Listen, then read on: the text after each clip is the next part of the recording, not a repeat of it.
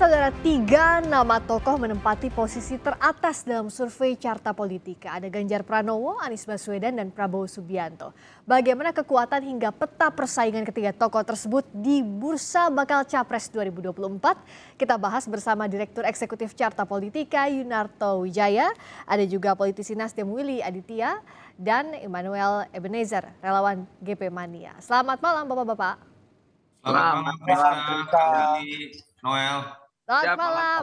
Willy. Saya ke Mas Toto dulu, coba tolong jelaskan. Dari 3 tokoh yang menduduki posisi teratas ini kan masih Ganjar di atas, tapi posisi 2 dan 3-nya bertukar nih.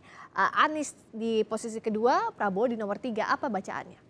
Ya sebetulnya kalau bicara 3 besar sudah agak membosankan ya, karena selama 1 tahun lebih terakhir kan memang kita hanya mengkerucut kepada 3 nama besar yang jauh sekali dibandingkan dengan nama-nama lain. Ada Ganjar, ada Prabowo, ada Anies. Kalau kita bicara tahun lalu ke tahun ini, perubahannya sebetulnya adalah dari Pak Prabowo yang awalnya di peringkat 1, kemudian sekarang selama hampir setahun ini selalu di peringkat kedua, disalip oleh Ganjar. Dan belakangan kalau kita baca dari survei terakhir Carta Politika dibandingkan September misalnya ada perubahan peringkat, walaupun masih dalam selisih margin of error, tapi tetap bisa dibaca tren bahwa yang mengalami kenaikan Ganjar tetap naik, Anies naik, tapi kemudian Pak Prabowo mengalami penurunan. Nah, kenapa seperti itu? Sebetulnya di luar adanya deklarasi yang dilakukan oleh Nasdem pun, saya dari awal sudah mengatakan bahwa ketika 3 nama ini coba dikerucutkan menjadi 2, ada 2 orang yang cenderung punya ruang untuk bisa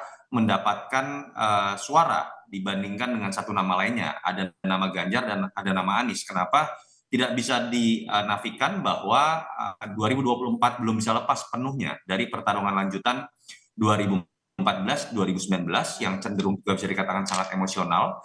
Di situ orang akan berbicara mengenai keberlanjutan yang akan dikonotasikan sebagai bagian dari siapa yang paling cocok menjadi penerus Jokowi, atau kemudian memilih sesuatu yang berbeda. Mungkin kalau bahasa Nasdem dan PKS dan Demokrat terkait dengan perubahan, dan suka atau tidak dalam kronologi sejarah Anies yang diposisikan ada dalam posisi itu. Sementara Pak Prabowo karena mengambil sebuah langkah menjadi bagian dari pemerintahan Jokowi, beliau kehilangan sebagian dari identitasnya sebagai simbol dari barisan antitesa Jokowi tadi. Itu yang menyebabkan kenapa sih trennya tanpa intervensi apapun kecenderungannya akan lebih mengarah kepada Ganjar dan Anies, dan itu terbukti dari data cross tabulasi daerah pun.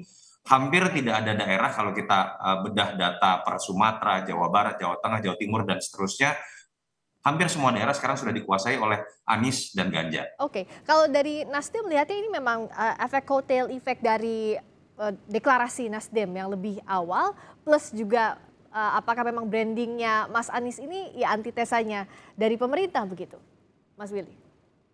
Ya, sejauh ini kan satu pasti kepastian dalam proses deklarasi itu menentukan posisi. Jadi begitu Nasdem deklarasikan berarti posisinya sudah jelas, ada separuh tiket tinggal melengkapi, itu yang pertama. Jadi faktor deklarasi itu menjadi sangat signifikan. Yang kedua adalah memang figur Mas Anies Baswedan adalah figur yang merupakan suara atau aspirasi dari perubahan, itu yang kemudian sangat kuat dalam proses simbolisasi kepada Mas Anies, dan itu terasa betul bagaimana antusiasme, bagaimana denyut nadi pergerakan publik terhadap dukungan pada Mas Anies, gitu Priska. Perubahan itu dalam arti apa? Karena kan kalau perubahan tadi masanya Mas Anies ini konstituennya kayaknya yang berseberangan dengan pemerintah. Kalau Nasdemnya kan katanya masih di pemerintah. Perubahan gimana? Itu 2 hal yang berbeda. Tidak bisa ini kan kita pemilu kita tidak lepas pada figuritas ya. Jadi bukan ini kan untuk kepentingan kontestasi 2024 ya. Bahwasanya Nasdem di pemerintah itu kan pada pemerintahan Pak Jokowi, ini kan pada kontestasi 2024 di mana Pak Jokowi kan tidak ikut. Jadi jangan mencampurkan minyak dengan air, Priska. Itu sebuah kesesatan berpikir ketika itu tidak apple to apple untuk dikomparasi atau dikompetisikan. Yang lawan Anies Baswedan itu ya Prabowo Subianto, ya Ganjar Pranowo. Kita bicara pada konteks kompetisi di ranah itu, Priska. Jadi Kembali dari nol ya 2024 begitu posisinya. kembali dari nol. Tugas partai politik lah yang kemudian memajukan, mengusung kandidat ya. Jadi prosesnya gini, bahwasannya Nasdem dalam rangka memenuhi tugas konstitusionalnya harus membangun koalisi untuk pencalonan karena tidak memiliki kecukupan tiket. Jadi kita harus memberikan pendidikan kepada publik, tidak penyesatan kepada publik dalam rangka berpikir untuk kontestasi ini, Priska. Nah, makanya ada Mas Willy, makanya kita luruskan bagaimana nih sebenarnya peta kontestasi yang lurus, kalkulasi yang tepatnya. Kalau dari Bung Noel gimana nih lihatnya? Ya, Mas kita Ganjar ini berharap nanti unggul, meski PDIP 2024 belum ini menetapkan kan siapa capres resminya ya begitu. Karena kan tidak bisa dipisahkan juga, Mas Ganjar saat ini masih kadernya PDIP. Tapi kalau dari relawan gimana nih dengan hasilnya dari Carta? ya hasil carta politika ini kan hasil riset yang bisa dipertanggungjawabkan lah ya. Karena kita yakin kredibilitas carta politika dalam soal riset-meriset ini sudah diakui lah. Dan ini sebenarnya menjadi amunisi keyakinan kami, menambah keyakinan bahwa Mas Ganjar akan menjadi lawan tanding yang potensial lah nanti di 2024. Semoga aja dagangan-dagangan para kontestasi ini bisa diterima oleh publik. Misalnya kayak Mas Ganjar hari ini, Mas Ganjar kan cukup luar biasa ya. Beliau punya dagangan soal pendidikan anti korupsi, melawan kemiskinan dan sebagainya. Dan semoga para kandidasi ini bisa mendagangkan gagasan-gagasan dan program-program yang bisa diterima rakyat. Nah, saya berharap juga ke Willy, semoga nanti 2024 politik basis politik basis kebencian, kekerasan dan politik identitas semoga bisa tereliminasi, karena kita berharap nanti 2024 kualitas demokrasi kita itu lebih baik. Kita tidak mau belajar dari 2017, 2019 yang akhirnya yang rusak itu Tapi demokrasi. seenggaknya dan kan bangsa gini, ini. Bung Noel, kalau Mas Ganjar maju harus ada partai politiknya dulu, harus ada tiketnya dulu, mau nggak mau sama parpol. Kalau Ya. relawan saat ini gimana sih membangun komunikasi dengan parpol dalam hal ini Gini. PDIP ya? Kami masih punya keyakinan bahwa PDIP tidak mungkin tidak mengusung Mas Ganjar lah. Biar gimana pun kan partai juga kan butuh menang. Hari ini yang punya elektabilitas, yang mumpuni kan cuma Mas Ganjar. Nggak mungkin partai mencari kandidat yang tidak memiliki dampak elektoral. Hari ini kami meyakini bahwa Mas Ganjar satu-satu pilihan yang terbaik. Tidak ada lagi kader yang lain. Gitu. Lawan potensial Mas Anies cuma Mas Ganjar, siapa lagi hari ini? Oke, kalau dari Mas Toto gimana bacanya nih? Parpol bagaimana membaca hasil survei ini semestinya untuk dijadikan pegangan siapa-siapa saja calon yang potensial, Mas Toto? Iya, parpol tetap tujuan utamanya adalah menang. Saya yakin Nasdem juga tidak akan membantah. Salah satu alasan utama memilih Anies Baswedan selain karena alasan-alasan kualitatif, kesamaan platform dan lain-lain adalah Anies Baswedan bisa diterima publik dengan angka selalu masuk di 3 besar.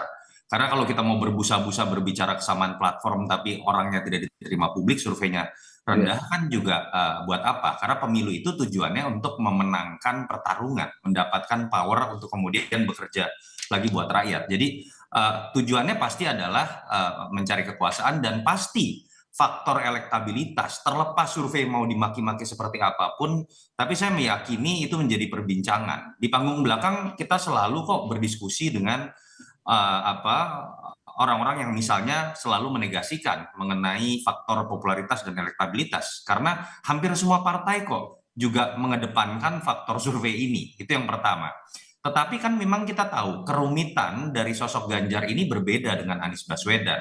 Salah satu yang misalnya menyebabkan Anies juga lebih mudah diputuskan oleh Nasdem adalah dia tidak berpartai. Tidak kemudian memiliki beban untuk kemudian dideklarasikan. Itu yang menjadi problem saat ini, ditambah dengan konstelasi internal ada satu nama lagi yang memang memiliki posisi istimewa sebagai terah Bung Karno yang didorong juga untuk maju. Jadi menurut saya khusus untuk PDI Perjuangan ada hal lain yang memang lebih kompleks dari sekedar survei. Walaupun ada sejarah Ibu Mega bahkan pernah mengalahkan dirinya sendiri gitu kan. Tetapi saya melihat tetap tiga nama ini tetap paling berpeluang besar untuk maju. Tetapi kalau pertanyaannya adalah arus besar untuk membaca prediksi survei dalam beberapa bulan ke depan, saya selalu mengatakan Anies dan Ganjar lebih punya ruang gerak untuk kemudian menaikkan elektabilitasnya. Pertama, tingkat popularitas mereka masih di bawah Prabowo, apalagi Mas Ganjar masih di bawah 80%. Yang kedua itu tadi,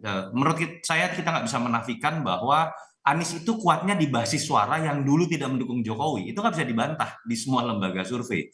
Ganjar itu kuatnya Itu di sudah pasti basis begitu ya, Mas Toto ya? ya, output dari datanya seperti itu. Minimal dari tren data setahun kita bisa membaca pattern.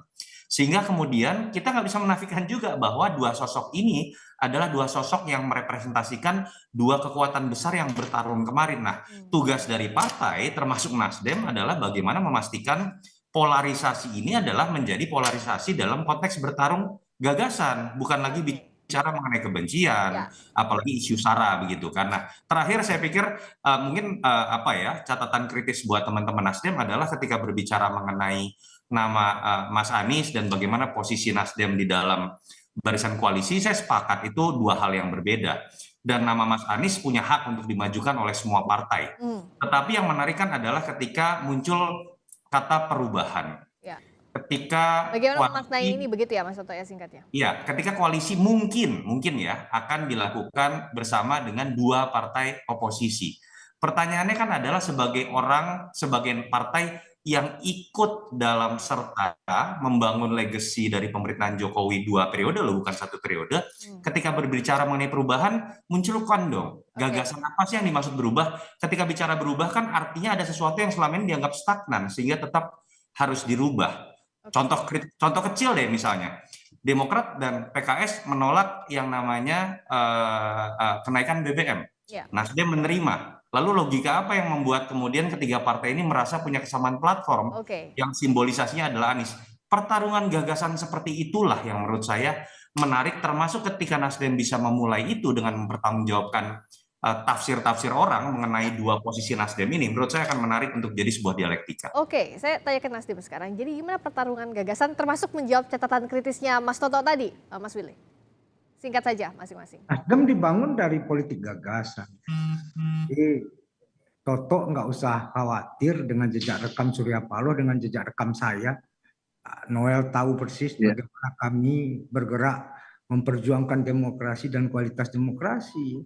Jadi prosesnya jangan dibawa-bawa lalu kemudian seolah-olah Anies tidak memiliki posisi komitmen politik kebangsaan. Terlalu tinggi nafsu kita, terlalu sempit cara berpikir kita kalau menyandingkan pada hal itu. Jadi pada kontestasi ini kita sama-sama bersepakat ini kita lagakan integritas ide dan bagaimana gagasan-gagasan yang akan membawa kita ke depan. Ini kan cuma hantu saja, ini ilusi gua Plato saja yang apa disampaikan oleh Yunarto tadi bahwasanya ada ketakutan ini, ketakutan itu. Ya, saya nggak berbicara itu loh, saya berbicara gagasan loh, Kak Willy. Gagasan tadi Anda bilang bahwasanya ini pembelahan segala macam. Jadi saya tidak pernah bicara pembelahan loh. Gantian kita ngomong toh. Jadi apa yang Anda bilang tadi, kami dalam proses safari membawa Anies Baswedan itu adalah jejak rekam Nasdem nasional Demokrat itu mengkampanyekan tentang persatuan nasional. Yang di-highlight nanti adalah tarung gagasan begitu ya.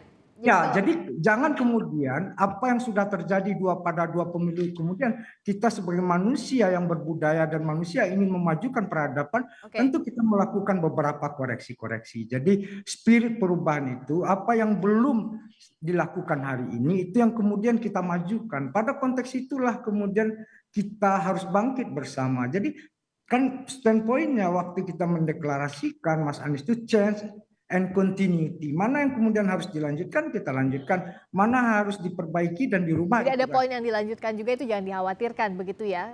Konteksnya Oke. seperti Saya Oke, baik. masalahnya sampai sekarang belum pernah mendengar, Friska, Oke. terkait dengan apa yang dimaksud dengan continuity yang secara tegas dimaksudkan adalah Nanti keberhasilan jelaskan dari ya. pemerintah kalau ini. konteks kita Dan mana membahas yang hasil perubahan? survei. Satu contoh misalnya tentang Oke, IKN. oke. membahas Kita tahu Oke, udah kemarin dapat poinnya Mas Toto IKN sama aja Mas ada yang namanya menempatkan ruang mana, kemudian Tadi- jangan mencampur Oke. Tadi Bung Willy saya nggak potong dan Anda nggak mau dipotong. Saya belum selesai bicara loh. Satu contoh tentang IKN. Kemarin kita mendengar Nasdem melakukan proses abstain. Menurut saya kalau abstain atau bahkan menolak pun itu bagian dari pertarungan gagasan. Bahwa setiap partai koalisi tidak selalu harus serta-merta sama.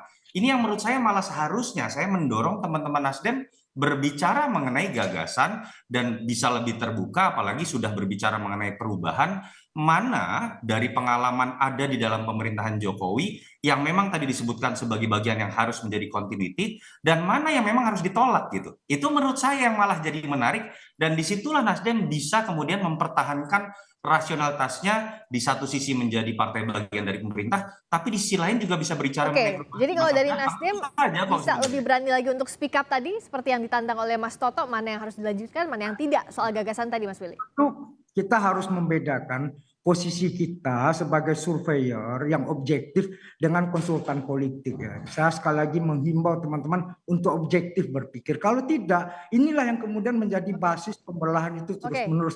Kita tidak bisa Ini membedakan. maksudnya konsultan politik Nasdem mungkin. Oke, udah dapat menjadi konsultan maksudnya kalau dari Mas Willy sama Terbuka Mas Toto. dong, Mas Mas, Willy. Bung Noel singkat saja. Kita tinggal Oke. kan cara-cara berpikir dan cara-cara bertindak. Nah ini kalimat-kalimat yang Ini, kalimat-kalimat yang tidak bersubjek dan tidak Ini berobjek gantian ini. nih. Oke, Sekarang bukan jangan saja, saya Kak Willy. menyampaikan pandangan baik, saya. terima kasih Konsultan masing-masing Mas politik Toto sama sebagai Mas Willy ini harusnya konsultan politik based on Nasdem. data masing-masing protesnya gitu ya. Kalau dari Bung Ya. Noel singkat saja gimana Saya- agar saya geraknya gini, Mas Ganjar ini saya lebih luas lagi karena meyakinkan- sampai sekarang nih Ganjar yang masih belum dapat dukungan partai politik secara resmi. Mas Noel. Nanti tanggal 10 Januari PDIP akan memberi semacam surprise buat rakyat ini. Apa tuh surprise-nya? Ya namanya juga surprise-nya, tapi Surprise-nya- apa bocorannya? Soal apa tuh? PDIP akan mendeklarasikan Ganjar Pranowo menjadi presiden. Dan sekali lagi saya tidak akan meragukan integritas kawan saya, Mas Willy. Karena ini kawan saya ini sama-sama basisnya anak gerakan. Dia tahu sekali bagaimana mengawal Oke, demokrasi, bagaimana menjaga integritas demokrasi. Dan juga Mas Surya Paloh. Begitu juga Mas Yunarto dalam risetnya. Saya tidak meragukan itu. Tinggal nanti kita lihat gagasan mana dan program mana yang bisa diterima oleh rakyat. Kita lihatnya nanti. Tapi Oke. sekali lagi tanggal 10 Januari nanti ada semacam surprise besar buat bangsa ini. Ulang tahun PDIP, rakyat akan dihadiahkan oleh tiket. Dan Oke, PDIP akan ini memberi terbukti tiket atau hadiahnya tidak buat nanti kita rakyat. lihat ya. 10 Januari Siap. terbukti atau tidak nih yang disampaikan sama Bung Semoga Noel. terbukti dong. Termasuk pesannya juga jangan lupa adu gagasan nanti dari masing-masing pihak Iya, untuk itu yang paling menggenjot penting, gagasan elektabilitas itu. jelang Pilpres 2024. Terima kasih Bung Noel, terima kasih Mas Willy, Siap, terima Willy. kasih Mas Toto. Terima kasih Selamat malam. Friska, Kak Willy. Terima kasih.